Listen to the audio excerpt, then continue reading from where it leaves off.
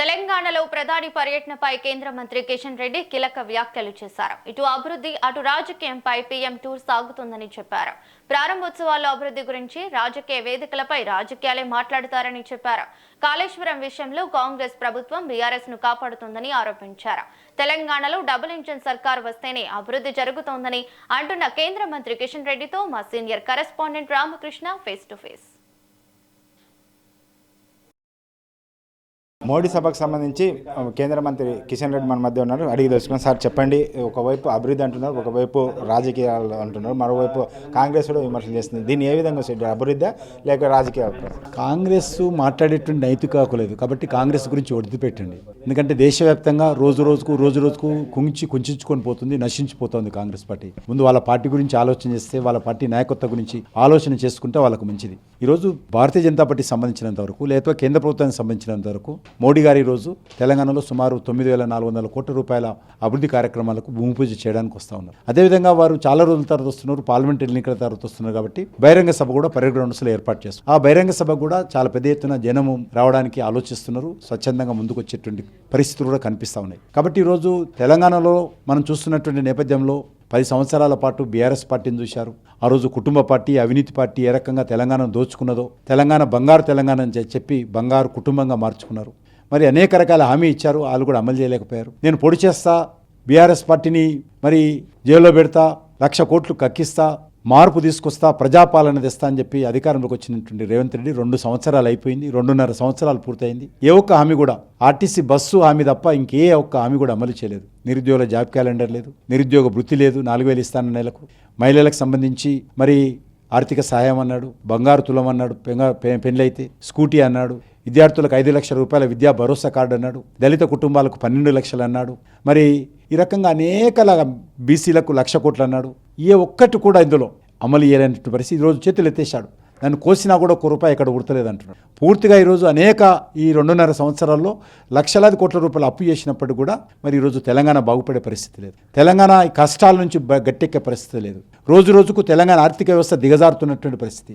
ఏ సంక్షేమ కార్యక్రమం కానీ, అభివృద్ధి కార్యక్రమం కానీ ముందుకు తీసుకెళ్లేటువంటి పరిస్థితుల్లో గడ్డు రోజులు ఈరోజు తెలంగాణకు ఇంకా భవిష్యత్తులో ఉన్నాయి. కాబట్టి ఈ పరిస్థితుల నుంచి తెలంగాణ రక్షించాలంటే డబుల్ ఇంజిన్ సర్కార్ రావాలి. ఆ దిశలోనే ముందుకెళ్తాం. సార్, గతంలో కాళేశ్వరం పైన మోడీ కూడా అన్నారు ఇది ఏటీఎంకు, బీఆర్ఎస్కి ఏటీఎంగా పడింది. అదేవిధంగా కాంగ్రెస్ రేవంత్ రెడ్డి కూడా అవినీతిమయమైనది. దానికి సంబంధించి అసెంబ్లీలో మేము ఏదైతే సిబిఐ ఎంక్వైరీ చేశామో, సిబిఐ ఎంక్వైరీ చేయకుండా బీజేపీ కేంద్ర ప్రభుత్వం అడ్డుపడుతుంది అనేది ప్రధానంగా కాంగ్రెస్.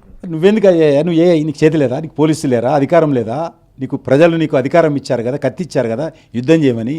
యుద్ధం చేయకుండా కత్తి నీ దగ్గర పెట్టుకుని నన్ను యుద్ధం చేయమంటే ఎట్లా? నువ్వేం చేస్తున్నావు అసలు? నువ్వెందుకు చర్యలు తీసుకొని? రాష్ట్ర ప్రభుత్వ పరిధిలో లేదా ఇది? ఒక అవినీతి దర్యాప్తు చేసి దాన్ని సమగ్రంగా మరి ఈరోజు ఎందుకు దర్యాప్తు చేయలేకపోతున్నావు? మీరు రాహుల్ గాంధీ అడ్డుకుంటున్నా కేసీఆర్ చర్య తీసుకోవద్దని, అందుకే ఇది మా మీద రుద్దేటువంటి ప్రయత్నం చేస్తున్నావా? కాబట్టి ఇది చాలా దివాలా కోరుతనం ముఖ్యమంత్రిది. ఆయన పూర్తిగా కేసీఆర్ తోటి కుమ్ముక్కై మరి ఈరోజు ఆయన యుద్ధం చేయకుండా ఆయన ఈ ప్రజలు పెట్టినటువంటి బాధ్యత నుంచి తప్పించుకుంటూ ఈరోజు మిగతా వాళ్ళ మీద రుద్దేటువంటి ప్రయత్నం చేస్తున్నారు.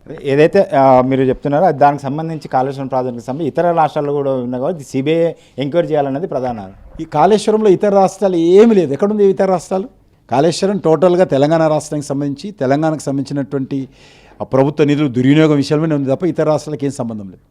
చివరిగా చెప్పండి సార్, ఎంతమంది గ్యాదరింగ్ అవుతున్నారు మోడీకి సభకు సంబంధించి? ఎక్కడ ఏం చేస్తారు? మేము అందరం కూడా తిరుగుతున్నాము, ప్రజలకు విజ్ఞప్తి చేస్తూ ఉన్నాము, మీలాంటి ఛానల్స్ ద్వారా చెప్తా ఉన్నాము. మోడీ గారు వస్తున్నారు, అందరూ రండి ఆశీర్వదించండి కోరుతా ఉన్నాము. మంచి స్పందన వస్తుంది. కాలనీస్లలో, అపార్ట్మెంట్స్లలో, బస్తీలలో, స్లమ్స్లో నుంచి కూడా అన్ని వర్గాల ప్రజలు వస్తున్నారు. రాష్ట్రంలోని అన్ని ప్రాంతాల నుంచి కూడా వస్తూ ఉన్నారు. మంచి స్పందన మీటింగ్లో ఉంటుంది. దేశంలో మొత్తం బీజేపీ అధికారంలోకి వచ్చిన రాష్ట్రాల్లో తెలంగాణలో అధికారంలోకి రాలేదు అనేది ఎప్పుడు వస్తుంది అనేది కూడా మీ పార్టీ కార్యకర్తలు, నాయకులు చూస్తున్నారు. మీ నెక్స్ట్ టైం మనకు మొన్న పార్లమెంట్ ఎలక్షన్స్లో 8 సీట్లు గెలిచాం మొదటిసారి. ఆ తర్వాత ఎమ్మెల్సీ ఎలక్షన్స్ జరిగితే కాంగ్రెస్కు టీఆర్ఎస్కు 1 సీటు రాలేదు, 2 సీట్లు మనం గెలుచుకున్నాము. రేపు ఎలక్షన్ జరగాలి కదా, అనగానే అధికారంలో రాదు కదా. ఎలక్షన్ జరగాలి, అందరం కష్టపడి పనిచేయాలి.